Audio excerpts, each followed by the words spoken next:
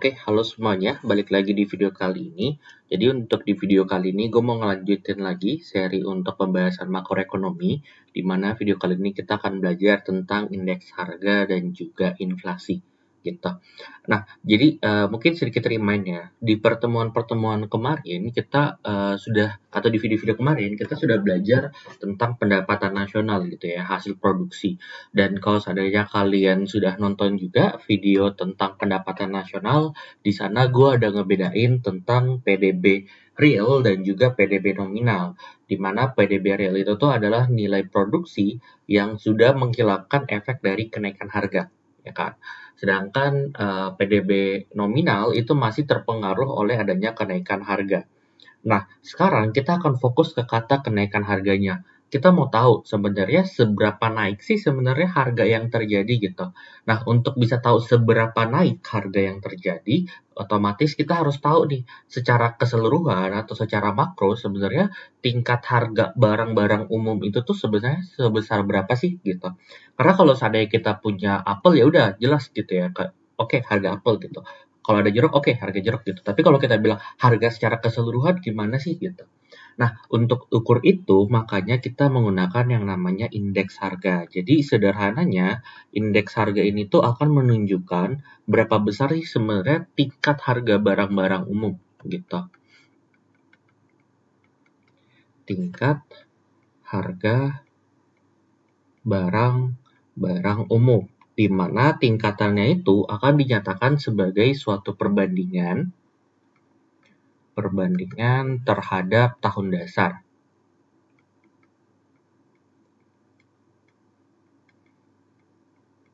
Nah, tahun dasar ini tuh adalah tahun dasar perhitungan ya, atau yang akan dijadiin sebagai base year-nya gitu. Seperti contoh kalau kalian lihat tabel di bawah ini ada 2014, 15, dan juga 16 gitu. Kalau kita nge-select 2014 sebagai tahun dasar, maka berarti indeks harga yang dibentuk nanti di 2015 itu merupakan indeks harga yang merupakan perbandingan dari 2014. Gitu juga dengan 2016, indeks harganya berarti adalah perbandingan juga dari tahun 2014 gitu. Oke. Nah, untuk memperhitungkan indeks harga ini, maka ada beberapa metode-metode, ada sangat banyak ya. Cuman mungkin di video kali ini gue akan bahas 3 metode aja. Enggak 3 sih, sebenarnya cukup banyak. Gini dulu deh. Mungkin jenis-jenisnya dulu ya. Jadi indeks harga itu pertama ada yang disebut sebagai IHK atau indeks harga konsumen. Indeks harga konsumen. Ini tuh adalah indeks harga yang akan menunjukkan sebenarnya sebesar berapa sih harga yang harus dibayarkan oleh konsumen untuk memiliki barang tersebut gitu. Jadi kalau di tabel ini contoh ada rice dan sorghum gitu ya.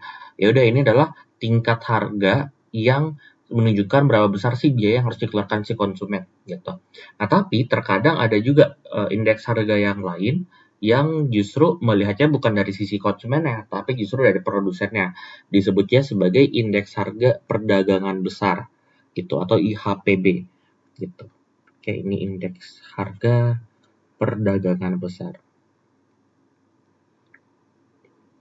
Jadi penentuan harganya berdasarkan tingkatan dari yang diterima oleh si penjualnya, gitu, ketika menjual barang tersebut, gitu. Dan ada juga yang lain itu sebagai indeks harga implisit. Harga implisit. Atau yang sudah kita pelajarin kemarin ini yang kadang disebut juga sebagai GDP deflator.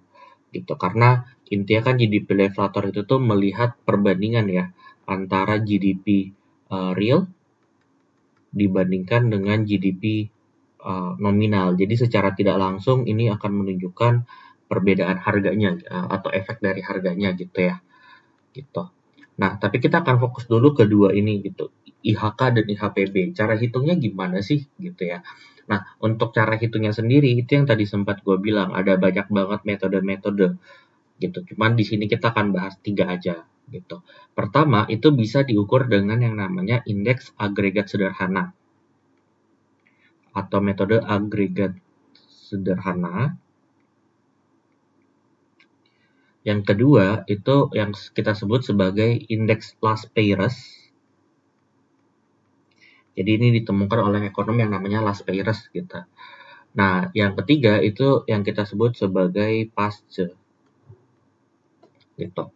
Nah, perbedaannya gimana sih? Kalau agregat sederhananya dia cuma ngasih tahu adalah ya udah kita jumlahkan saja seluruh harga di tahun tersebut, terus kita bandingkan dengan jumlah harga di tahun dasar. Gitu, baru nanti tinggal dikali 100. Gitu. Nanti kita akan dapat indeks harga sederhananya deh, gitu. Nah, tapi kalau menurutnya Las Perez nih, gitu, dan pasti juga ya sebenarnya, mereka ngerasa kurang fair gitu karena kadang ada beberapa barang yang sebenarnya itu harganya kecil tapi frekuensi pembeliannya tuh banyak gitu. Tapi ada barang yang harganya besar atau harganya mahal tapi frekuensi pembeliannya sedikit gitu. Nah, nggak mungkin kan kita membuat pembobotan seolah-olah mereka ini dua barang yang sebenarnya punya punya punya efek yang sama gitu.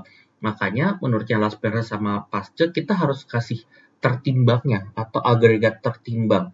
Nah, penimbangnya pakai apa? Penimbangnya pakai quantity. Makanya menurutnya Las Perez biar adil, rumusnya itu justru harusnya setiap harga di tahun tersebut kita kali dulu dengan quantity di tahun tersebut gitu ya. Baru kita bagi dengan harga di tahun dasar, tapi untuk membuat tidak ada efek dari perubahan quantity, kita kali juga dengan quantity di tahun tersebut, gitu. Baru tinggal dikali 100, gitu. Nah, tapi menurutnya Pasteur, kayaknya kurang fair gitu. Kalau seandainya kita pakainya quantity di tahun, ini kebalikannya. Kalau Las Perez itu justru quantity-nya kita pakainya quantity tahun dasar deh, gitu. Nah, tapi justru kalau menurutnya Las Perez itu kayak ini kurang fair gitu. Kenapa? Karena kuantitinya itu tidak menunjukkan kondisi saat ini. Sehingga menurutnya Pasteur justru harusnya kuantiti yang dipakai adalah kuantiti di tahun sekarang gitu. Jadi perbedaannya tuh kayak gini. Nanti kita akan coba untuk menghitungnya juga deh gitu. Nah, sekarang kita punya tabel nih, gitu ya. Ini adalah contoh ilustrasi ada tahun 2014, 15, dan 16, termasuk juga berapa kuantiti yang ada di pasar dan berapa harga yang terbentuk, gitu. Nah, ini kita asumsikan ada dua jenis barang ya, rice sama sorghum gitu. Nah, kita mulai dulu dari agregat sederhana ya. Nah, ini mungkin tips juga ya. Kalau kita mau untuk menghitung berapakah indeks harga di tahun dasar, maka indeks harga di tahun dasar itu akan selalu sama dengan 100 gitu. Karena ya harga tahun tersebut sama dengan harga tahun dasarnya gitu. Sehingga mau pakai pembobotan berapapun, mau pakai metode apapun pasti bakal sama gitu. Jadi ini nilainya 100. Ini kita ambil aja asumsi 2014 ini tuh sebagai tahun dasar ya atau base year. Nah, oke deh. Jadi kita dapat nih IHK tahun 2014 100 gitu. Nah, kita mau cari nih IHK di tahun 2015. Nah, ingat rumusnya adalah harganya dijumlahin aja dibagi dengan jumlah harga tahun dasar gitu. Jadi udah jumlah harga tahun 2015 ya 12 dan 9 yang ini nih. Oke. Nah, terus dibagi dengan jumlah harga di tahun dasar yaitu 10 dan 9. Gitu. Sehingga udah deh ini jadinya 21 per 19. Nanti tinggal dikali dengan 100 aja gitu. Nah, ini kalau kita hitung dia hasilnya harusnya di sekitar 110,5 gitu ya. Nah, terus kalau kita cari lagi nih IHK di tahun 2016 sama juga berarti harganya dijumlahin aja ya. 13 tambah 10 per 10 tambah 9 gitu. Sehingga ini jadinya 23 per 19 dikali dengan 100 gitu. Nah, ini kalau misalnya kita jumlahin harusnya nilainya sekitar 121,1 gitu. Nah, secara tidak langsung berarti kita bisa lihat harganya mengalami kenaikan nih dari masa ke masa karena dari yang sebelumnya 100 naik jadi 110, naik lagi jadi 121 gitu. Nah, kita bisa lagi nih lihat versi yang lain gitu. Kalau seandainya berdasarkan instruksi soal aja ya. Kalau contoh nanyanya Las Perez, pakai metode Las Perez. Gitu. Nah, sama juga ya IHK di tahun 2014 juga pasti 100. gitu. Nah, sekarang baru kita cek IHK tahun 2015 gitu. Nah, berarti di sini sebelum harganya kita jumlahin, kita kali dulu dengan kuantiti tahun dasar. Jadi 15 ini kita kali dulu tahun 2015 ini ya, kita kali dengan kuantiti ini nih. Gitu, 10, 9 nanti kita kali lagi dengan 13. Gitu, baru dijumlahin. Nanti tahun dasar pun juga kayak gitu, 10 kali 11, 9 kali 13. Gitu. Jadi semuanya pakai tahun dasar. Gitu. Jadi ini 12 kali 11 ditambah 9 kali 13 gitu ya. Nah, terus di bawahnya dibagi 10 kali 11 ditambah 9 kali 13 gitu. Oke. Oh ya, ini kali 100 juga ya. Nah, nanti kalian bisa coba dimasukin ke kalkulator aja untuk langsung dihitung gitu. Nah, ini kalau seandainya kita hitung di kalkulator, harusnya nilainya sekitar 109,7 gitu. Jadi kenaikannya tidak se ekstrimnya agregat sederhana ya gitu. Karena dia udah ada penimbangnya gitu istilahnya. Oke. Nah, sekarang kita mau coba cek lagi nih IHK di tahun 2016 gitu. Sama juga caranya, tinggal harga di tahun 2016 kita kali dengan kuantiti aja di tahun dasarnya gitu. Nah, yang bawahnya juga sama nih gitu. Nanti tinggal dikali 100. Nah, maka kalau seandainya kita cari nih, harusnya nilainya sebesar 120,3 sorry gitu. Oke, jadi bisa kelihatannya Las Perez udah mulai membuat seolah-olah kenaikan harganya jadinya tidak se ekstrim itu gitu. Nah, sekarang kita mau coba lihat kalau dari versinya Paste gimana gitu. Kalau berdasarkannya Paste, IHK-nya di tahun 2014 berarti tetap 100. Sekarang kita cek lagi IHK tahun 2015. Nah, bedanya sekarang kita bukan pakai kuantiti tahun dasar, tapi kita pakai kuantiti di tahun di mana kita ukur. Jadi kalau tahun 2015, 12 ini tuh bukan kali dengan 11, tapi kalinya dengan 9.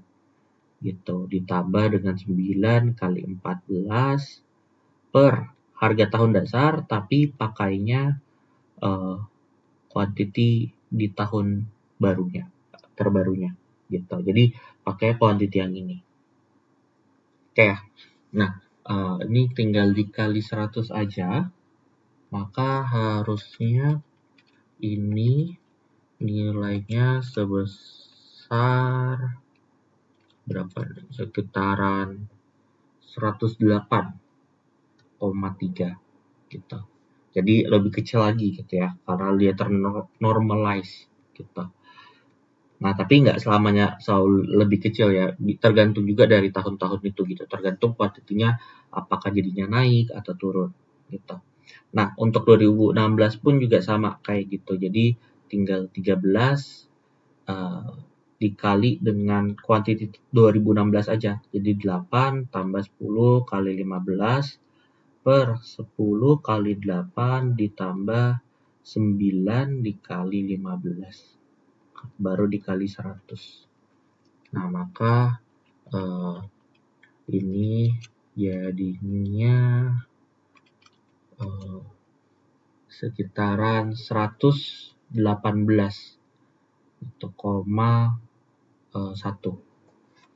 Oke, nah ini adalah perhitungan-perhitungan indeks harga, fungsi untuk memperlihatkan perkembangan dari harga yang terjadi di perekonomian gitu. Oke. Nah, sekarang baru kita akan masuk ke materi tentang inflasi gitu. Nah, jadi sebenarnya inflasi itu tuh apa sih gitu ya? Nah, inflasinya. Jadi sederhananya inflasi itu tuh secara pengertian dia mengandung tiga komponen pengertian gitu. Pertama adalah inflasi itu tuh harus adalah terjadi kenaikan harga. Oke, kenaikan harga, tapi terjadinya itu adalah ke barang-barang yang umum atau secara makroekonomi gitu. Jadi kalau seandainya terjadi kenaikan harga tapi cuma di komponen bakso gitu contohnya, tapi makanan-makanan lain kayak sate, batagor dan sebagainya tidak naik, yaitu bukan inflasi gitu. Karena inflasi itu adalah kenaikan harga barang-barang umum. Jadi secara keseluruhan harga barang naik gitu. Dan terjadi secara terus-menerus gitu atau continuity. Jadi biasanya memang fenomenanya adalah kalau perekonomian suatu negara semakin bertumbuh atau semakin besar, biasanya inflasi itu juga akan semakin besar gitu. Jadi inflasi ini tuh adalah sesuatu itu yang sebenarnya tidak bisa terelakkan. Jadi nggak mungkin suatu negara itu tidak akan pernah terjadi inflasi.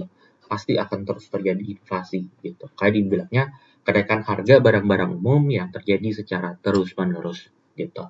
Nah, ini adalah konsep dari inflasi. Nah, karena dia meng-highlight tentang kenaikan harga, maka sebenarnya sederhananya inflasi itu bisa diukur. Jadi mengukurnya gimana? Cara ukurnya adalah kita tinggal lihat aja indeks harga gitu pada tahun tertentu dikurangi dengan indeks harga di tahun sebelumnya. Gitu ya. Baru dibagi dengan indeks harga di tahun sebelumnya. Gitu. Baru dikali deh 100% untuk buat dia jadi persentase. Sehingga kalau berdasarkan metode yang tadi, contoh nih kita pakai agregat sederhana ya gitu. Inflasinya gitu, kita mau ukur berapa sih inflasi di tahun 2015. Ya udah, berarti 110,5 dikurangi 100 per 100 dikali 100%. Nah, berarti kita akan dapat nilainya sebesar 10,5%. Jadi kita bisa katakan, oh harga yang terjadi dari 2014 ke 2015 harga cenderung naik 10,5% kalau berdasarkan agregat sederhana gitu. Oke. Nah, nanti kalau pakai metode pasti beda lagi tuh. 108,3 dikurang 100 per 100 kali 100%. Nah, ini sekitar 8,3% nih. Gitu. Jadi inflasi tergantung juga pakai metode apa kita ukurnya. Gitu. Nah, ada juga nih kalau kita ukurnya inflasinya tahun 2016. Ya udah, berarti tinggal 121,1 dikurang 110,5 per 110,5 kali 100%. Gitu. Nanti tinggal dihitung deh gitu. Pakai kalkulator juga bisa sih ini atau hitung manual juga bisa. Nah, hasilnya harusnya ada di angka 9,6%. Nah, bisa kita lihat berarti oke, harga itu emang terus terjadi kenaikan-kenaikan. Tapi apa yang membuat kenaikan yang terjadi tahun 2015 berbeda dengan kenaikan di 2016 adalah kenaikan harga yang terjadi di 2016 itu tidak sebesar kenaikan harga yang terjadi di 2015 gitu. Oke. Nah, angka-angka ini tuh sebenarnya bisa nggak sih kita kategorikan atau kita tahu apakah ini udah tergolong parah atau tidak gitu ya. Nah, ada caranya gitu. Jadi ini adalah jenis-jenis inflasi. Jenis inflasi. Nah, kita coba lihat dulu dari berdasarkan keparahannya. Keparahan. Gitu. Nah, berdasarkan keparahannya biasanya kalau dia 0% sampai 10% ini masih kita kategorikan ringan. Oke, ini inflasi yang ringan. Jadi inflasi yang tipis-tipis lah, inflasi yang bisa dibilang cukup sehat gitu. Nggak sehat sih, sehat itu biasanya di bawah 5% lagi gitu. Nah, berarti inflasi 2016 masih bisa kita kategorikan ringan ya, karena dia 9,6 gitu. Nah, tapi kalau seandainya udah masuk nih 10% sampai 30%, ini kita katakan moderat gitu atau inflasi sedang gitu. Nah, kalau seandainya inflasi 2015 ya udah itu berarti masuknya moderat gitu karena udah di atas 10%. Nah, kalau 30% sampai 100%, jadi kenaikan harganya naik 2 kali lipat gitu. Jadi kalian let's say beli bakso harga 2.000, besoknya udah naik jadi 4.000 gitu. Nah, ini kita sebut sebagai kategori berat. Gitu. Ini bahaya nih gitu. Dan ada juga nih kondisi-kondisi di mana terkadang inflasi itu tuh bisa lebih besar dari 100%. Nah, ini yang kita sebut sebagai hyperinflation atau inflasi yang sangat berbahaya lah. Gitu. Ini terjadi di negara-negara kayak Zimbabwe. Makanya kalau kalian lihat uangnya pun juga nolnya banyak kan gitu. Nah, itu karena inflasinya yang berlebihan gitu sehingga harga jadi otomatis naik banget gitu. Oke. Nah, ini berdasarkan keparahannya. Yang kedua, terkadang ada juga inflasi itu tuh dibagi berdasarkan jenis barangnya. Jenis barangnya. Maksudnya gimana? Maksudnya adalah kan barang di pasar itu banyak ya. Ada barang-barang yang memang secara harganya nggak akan terus naik turun banget. Tapi ada barang yang sangat sifatnya apa ya? Volatile, sangat gampang berubah-ubah gitu. Jadi terkadang inflasi pun juga dibedain gitu. Jadi ada dua jenis inflasi di sini. Yang pertama namanya inflasi inti atau biasanya orang bilangnya juga core inflation gitu. Ini tuh adalah inflasi-inflasi yang terjadi di barang-barang yang memang jarang mengalami perubahan harga gitu. Sehingga biasanya inflasi ini tuh dia mengeksklud atau mengeluarkan barang-barang yang sifatnya komoditas pokok gitu. Komoditas pokok itu apa? Komoditas pokok itu adalah barang-barang pokok yang ada di pasar. Jadi kayak telur, beras, minyak, dan sebagainya gitu. Karena itu barang-barang yang sangat sensitif, sering banget mengalami perubahan. Jadi nggak masuk inflasi inti gitu. Dan kadang juga mengeksklud barang-barang seperti bensin, minyak, dan sebagainya gitu. Jadi kayak bahan bakar.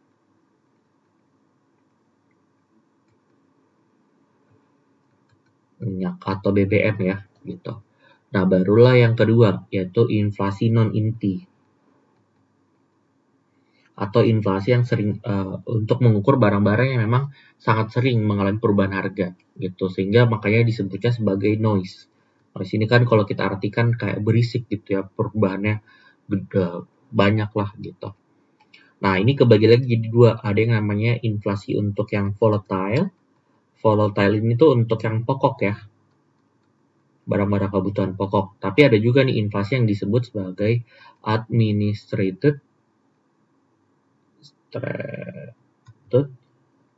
price atau inflasi yang memang sengaja diatur harganya, yaitu untuk komoditas kayak BBM. Jadi bahan bakar minyak tuh emang sering mengalami perubahan harga, tapi bedanya adalah dia diatur oleh pemerintah harganya harus berapa, sehingga disebut administrated price gitu. Oke, nah sebenarnya masih ada lagi beberapa kategori-kategori yang lainnya. Jadi mungkin gue masuk ke next slide aja. Gitu. Ada juga inflasi yang berdasarkan penyebabnya, gitu. Nah, berdasarkan penyebabnya itu terbagi menjadi dua.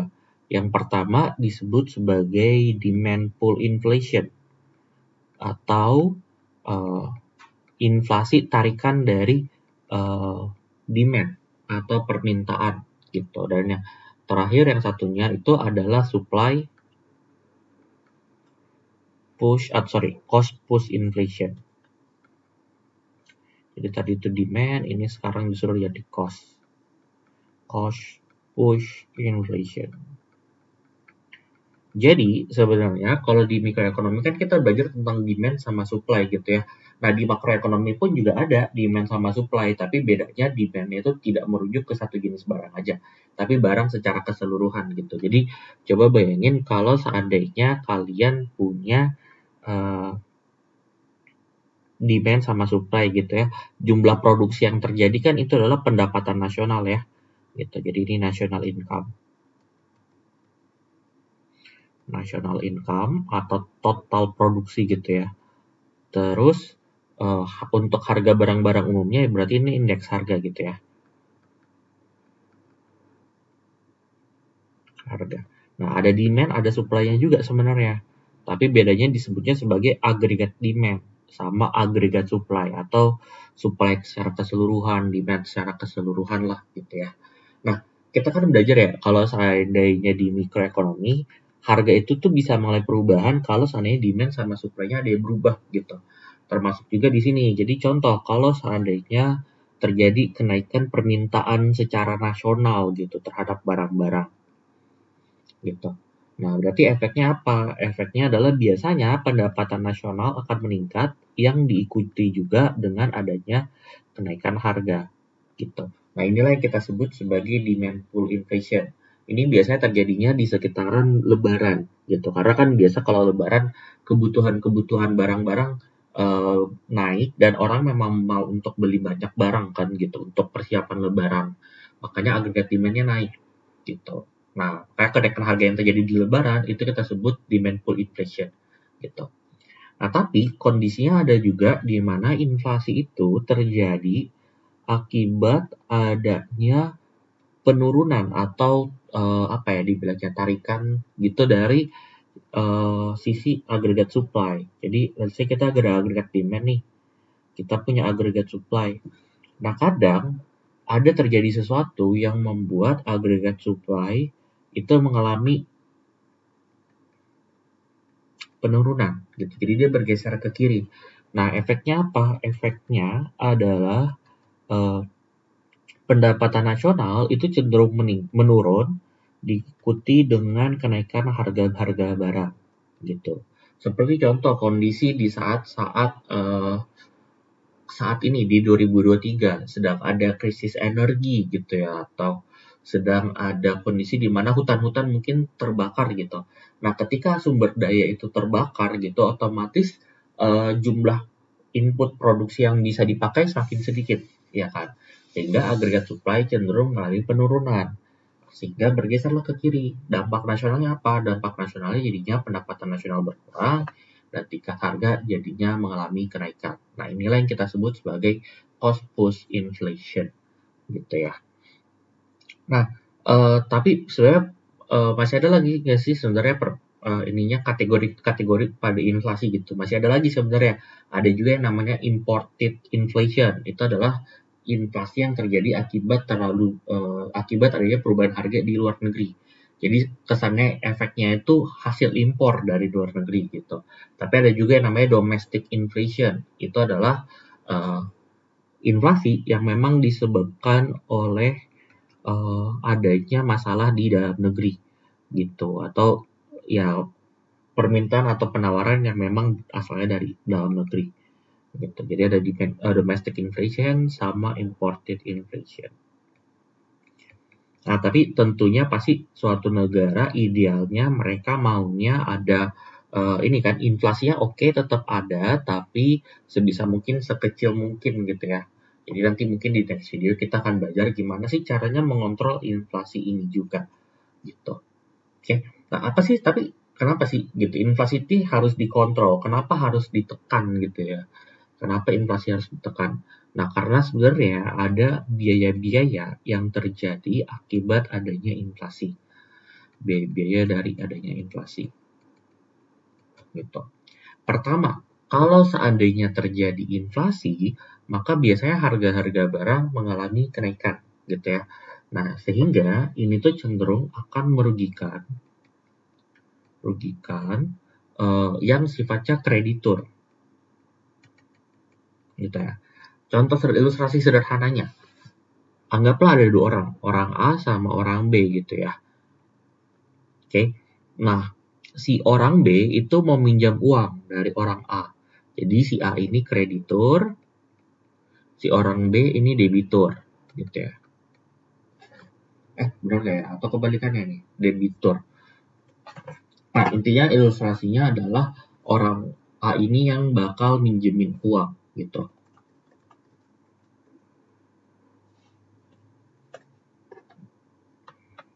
Oke.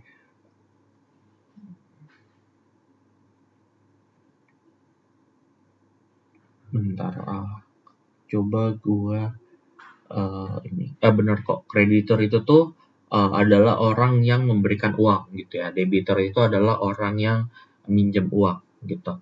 Nah, coba bayangin kalau seandainya orang A ini minjemin gitu ya uang, let's say 100 juta gitu. Di masa saat ini ketika dia minjemin uang 100 juta, mungkin tingkat harga barang-barang itu cuma sekitar seratusan gitu, let's say 100 gitu ya. Nah, tapi orang B ini janji, oke nanti suatu saat mungkin 3 tahun yang akan datang baru dia akan balikin gitu 100 juta. Nah, tapi ketika udah di 3 tahun ternyata harga barang udah naik gitu ya. Berarti si 100 juta ini udah nggak seberguna dulu dong, ya nggak? Jadi kayak nilainya nggak setinggi dulu gitu karena harga-harga barang mengalami kenaikan gitu. Sehingga sebenarnya si kreditor ini tuh rugi gitu kalau seandainya inflasi terlalu tinggi gitu. Nah, yang kedua gitu, inflasi ini juga cenderung menyebabkan yang namanya menu kos. Nah, ini tuh apa sih menu kos ini tuh adalah kondisi di mana kayak contoh kalian pergi restoran-restoran gitu ya, kalian mesen makan pasti diberikan buku menu gitu kan. Nah, buku menu itu kalian bisa lihat tuh, oh makanan ini harganya segini dan sebagainya. Nah, coba bayangin kalau seandainya terjadi inflasi, otomatis harga barang itu tuh akan naik juga kan, harga makanan itu naik juga. Nah, tapi karena itu udah dicetak di buku menu, otomatis si pihak restorannya mau nggak mau harus mengganti buku menu itu gitu. Nah, keluar lagi nih biaya-biaya tambahan gitu. Nah, berarti kita bisa bilang sebenarnya inflasi ini tuh juga menyebabkan kos-kos yang seperti itu gitu. Bukan hanya di makanan ya, di banyak hal yang memang mereka menyediakan menu-menu gitu. Nah, itu menciptakan adanya menu kos. Nah, yang ketiga ada juga yang namanya shoe leather cost atau biaya sol sepatu gitu. Nah, biaya sol sepatu itu adalah kondisi-kondisi di mana karena adanya inflasi, orang jadi harus makin rajin pergi ke bank gitu untuk contoh minjem duit atau mungkin untuk narik uang mereka dari bank gitu karena takut kalau perekonomian hancur. Nah, akibat mereka terlalu sering pergi ke bank, otomatis ada sol sepatu yang semakin menipis. Nah, itu juga istilahnya disebutnya shoe letters cost gitu jadinya. Oke, nah itu aja sih sebenarnya beberapa materi-materi tentang inflasi. Nanti kita akan lebih banyak membahas lagi mendalam tentang inflasi, pendapatan nasional, dan sebagainya juga di kebijakan-kebijakan pemerintah gitu. Tapi untuk saat ini harusnya udah cukup. Oke, I think itu aja. Thank you for watching. If you have any question, langsung ditanyain aja lewat chat. Oke, thank you semua.